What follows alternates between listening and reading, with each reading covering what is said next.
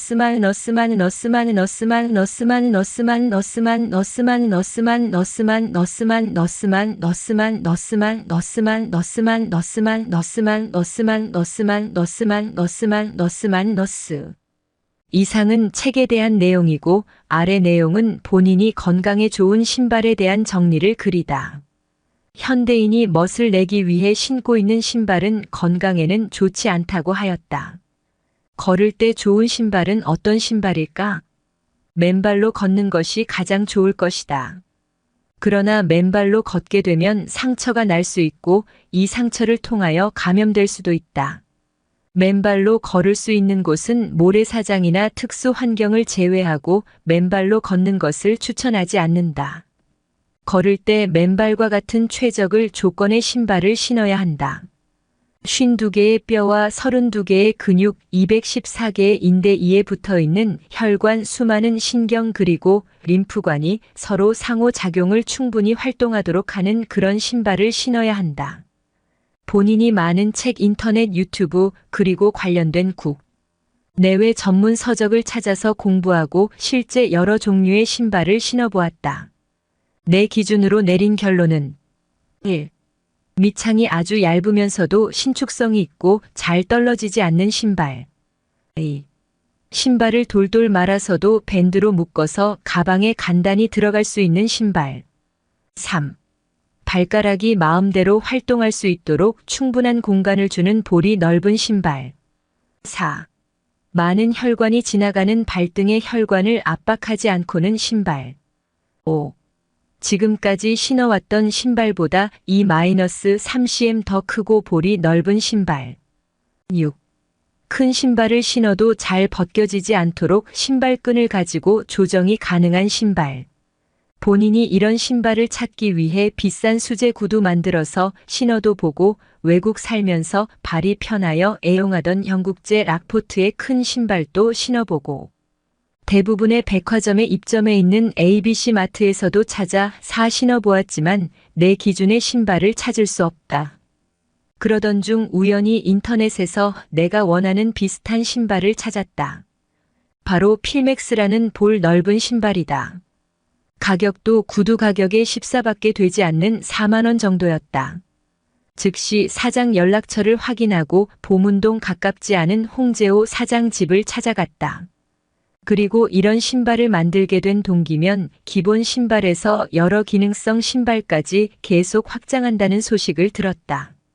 지금은 처음 이 신발을 만났을 때보다 트레킹 샌들, 일상생활에서 신어도 보기 좋은 신발, 여름 신발, 겨울 신발 등 여러 종류로 계속 진화하고 있다. 나의 바로 위 친형은 50대 초 직장을 그만둔 10대, 20대 초반의 젊은이도 힘든 프로 골프가 되었는데 많이 걸어서 족저근막염으로 고생하면서 병원 다녀서는 차도가 없어서 벌침을 계속 사서 직접 맞고 있었다. 족저근막염 정도는 4만 원 하는 필맥스 신발만 신어도 나을 수 있다고 하였더니 믿지 않다가 내가 항상 신고 다니는 것을 보고 2켤레를 사서 신은 지 6개월 되었다. 족저근막염도 좋아졌고 더 좋아진 것은 골프를 칠 때 마지막 몇 홀을 남겨두고는 항상 발이 피곤해서 골프를 망치곤 했었는데 이 신발을 신고 골프를 쳤더니 치고 나서도 발이 많이 편하다고 하였다. 여러 책들을 읽고 내 블로거에 글들을 정해서 올리곤 하였는데 특정 회사 특정 브랜드를 글 속에 넣는 것은 처음이다.